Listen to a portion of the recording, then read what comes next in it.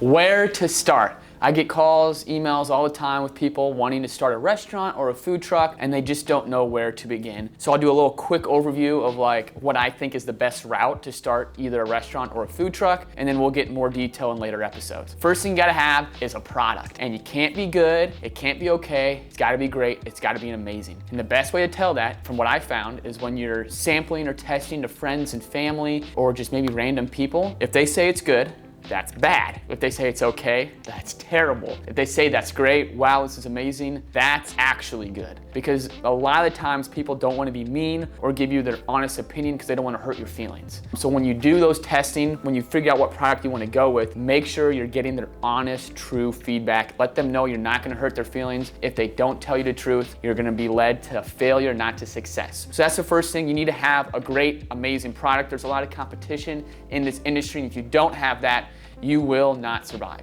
guaranteed. So once you get that great product, like for us, it was the chicken sandwich. The next thing is to create a brand around that product. So when I went into business, I looked around at the food trucks and I said, okay, how do I differentiate myself? Well, a lot of the food trucks were very busy. There's a lot of busy artwork on there. They had kind of different names and they weren't the cleanest looking on the outside. So we went with a nice, clean white truck with a clean brand called Charlotte's Kitchen. Very clean logo, like it's just a clean brand, a simple brand, allows people to connect better with you. So we went with Charlotte's Kitchen, which just has that homey, good feeling to it. And that's really helped us differentiate ourselves, especially in the very beginning with the food truck from other trucks. We had a lot of people come up to us and tell us how great the truck looked. And we didn't paint it or anything. It was just already a white, clean truck. So that's a big thing, is build that brand around your great product. For us, we went the route of being a more homey, family-friendly brand. You can go the jokey brand like Arby's, just know you're gonna be stuck with that. And that can be, you're kind of on the line there if you're gonna offend people or not. So we went the route of just being a homey, family brand, and it's worked really well for us. And then last but not least, you kind of gotta decide food truck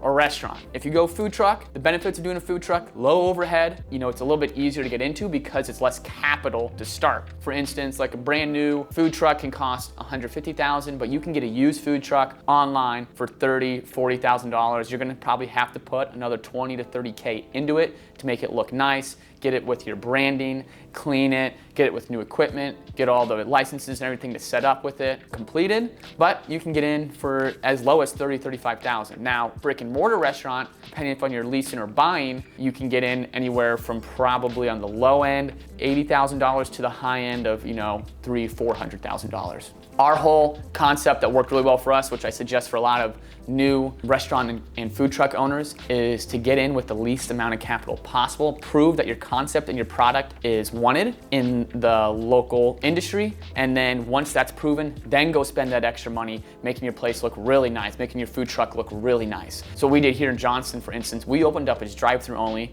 bought all used equipment, cleaned the place out like crazy on our own, worked all the first 3 months, every shift ourselves to save up and build up money. And once we found that there was a demand for our product, then we went and invested more money. Like right now, we've probably put in close to $200,000 into Johnston, but it makes sense because we're able to prove that we have the demand for our product and it makes financial sense. I don't suggest to anybody to get into crazy debt right away to make their place look fantastic until you know the demand's there. That's a basic rundown on how to start with running or operating a food truck or a restaurant. Again, 3 things I would look at before getting into the restaurant or food truck industry is 1, make sure you have a great product, not a good, great product. 2, branding, really focus on creating a really solid, clean, simple brand. And 3 is decide between a food truck or a restaurant and get in with the lowest capital possible and the lowest amount of debt possible. All right, guys, that's the end of this episode on how to start a food truck or restaurant. Again,